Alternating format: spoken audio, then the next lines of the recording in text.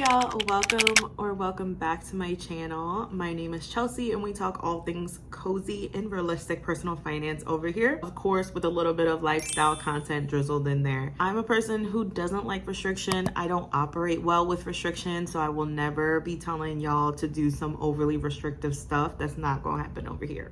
So if this is something that interests you, make sure to subscribe and follow along on the journey. So today we are going to be talking about my second paycheck for May and just budgeting that out.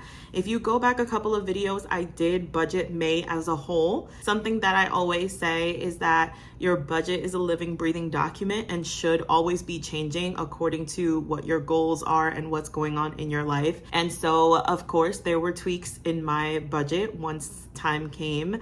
There were things I forgot to budget for, and there's rollover money that I need to account for as well. So we're going to be getting into that. If you do see me looking down this way, you can probably see the reflection off my glasses, but my budget is right here. So I'll just be talking about what I did. So the first thing we're going to talk about here is the income. So first things first, I got the $21.59 from my full-time job as I expected. And then there was a little bit of rollover money. So I added that in here. This is something new that I'm doing. So if you are familiar with my videos, you know I didn't normally used to do this. I would at least do it behind the scenes. I wouldn't just actually put it on my budget. And I am going to be doing that. This will be holding me more accountable for this money as well. And you guys can see exactly what happens here in this process. So with any rollover money, which is basically just money that I've allocated for certain expenses, which my expenses are spending, groceries, gas, fun, other.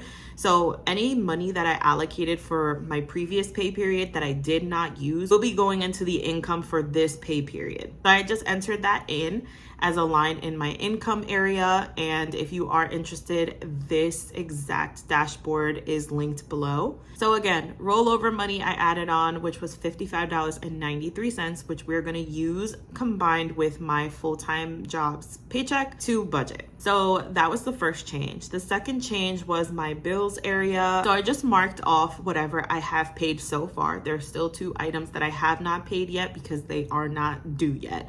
So I just marked off whatever I have paid so far. And then another change that was there is the water bill. I forgot that they charge what feels like an arm and a leg so that you can just pay your water bill.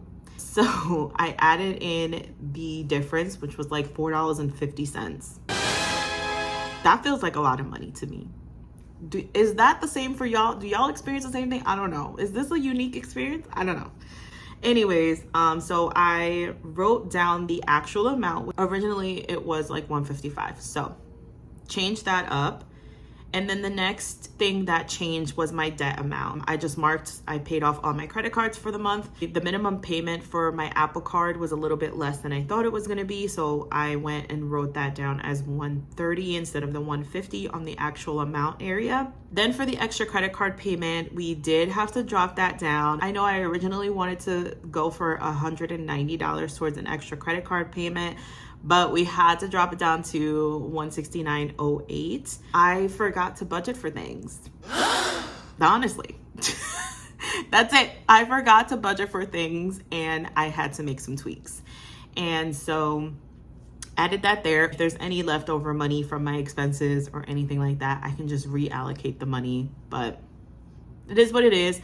I will still be meeting my goal of sending an extra $150 towards debt. So a win is a win. I'm happy I'm able to do that. And next up, expenses. Nothing changed here, I don't think. Yeah, expenses stood the same. So we're just gonna move on past that one. And then for savings, the savings challenge area stood the same. My events high yield savings did go up. So I don't know why I didn't think about budgeting for Cowboy Carter. I'm definitely going, but it's just like, girl, you was just not gonna at least get yourself a water or something? Like, nothing? You weren't gonna do anything? That was my bad. So I did allocate a little bit extra money here so that I had that available if anything. If I wanted to get myself like a drink or a snack or something, probably won't. I'll probably have some stuff in my car to like snack on beforehand, but you know, at least a little drink. Have y'all seen those cups, those souvenir cups? Like, I want that. I want that, and I'm gonna cry at the price, but I want it. Girl, did you like think you weren't gonna spend any money? I'm confused. Anyways, whatever, we caught that in time.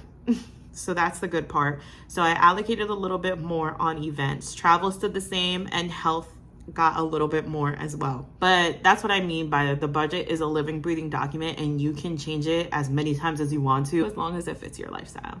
So that's good. And now here's the new monthly breakdown chart with all the percentages of how exactly my expenses are being allocated. So that wraps up the budget for me, but I do have a question. Now, when you are paying off all your bills, which is your least favorite to pay and why? Let me know in the comments below. I don't want to say mortgage because like that's easy, right? That's an easy one, but you know, I will say the whole $4, almost $5 more that I had to pay just to pay off my water was kind of annoying. It was kind of annoying. Like, should I roll up with cash to the actual place? Like, I don't know. That bill was the water bill, and it is quarterly, so I guess I can't be that mad, but whatever. Anyways, I hope you guys have an amazing, amazing week, and we'll talk soon. Bye.